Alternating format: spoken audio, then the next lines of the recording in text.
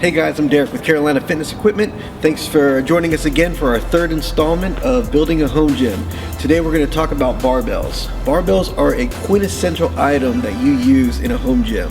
And at Carolina Fitness Equipment, we have a variety of barbells to choose from. So when it comes to options for barbells, we like to give you a variety of ones to choose from. Anywhere from our low-end bars that are going to be around, a little bit less than $200 to our high-end competition bars that are going to be closer to the $400 range. One of the most popular bars we have in stock is the Minotaur Bar. The Minotaur Bar is a very basic barbell.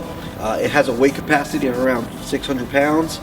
You don't want to drop this bar. It's perfect for compound movements. When we take a step up from that, the next bar in the category would be the Medusa Bar. The Medusa is a great bar. It is an all-around, all-purpose bar. You can do compound movements, you can do Olympic lifts. It's got a good, solid knurl, not going to be too hard on your hands, and it's got great spin because it has bushing and ball bearings. The next bar up from that is going to be a little bit more expensive. It's the Redline Bar. The Redline Bar is considered a competition CrossFit bar. So it's going to have good spin on it. The shaft is going to have a manganese finish that is going to be rust resistant. The newer men's bar of the Redline actually has a black oxide finish, so it's a little different than the older one. The next bars up from that are going to be our competition bars.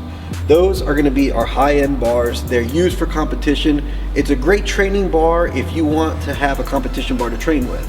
And we have an elite powerlifting bar that is IPF certified, as well as a competition coach's choice weightlifting bar in 20 kilo and 15 kilo.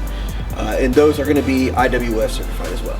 Hey guys, thanks for watching the video. Make sure you follow along and put your notifications on so you can check out the rest of the series on building a home gym. And don't forget to comment below if you'd like to see more content.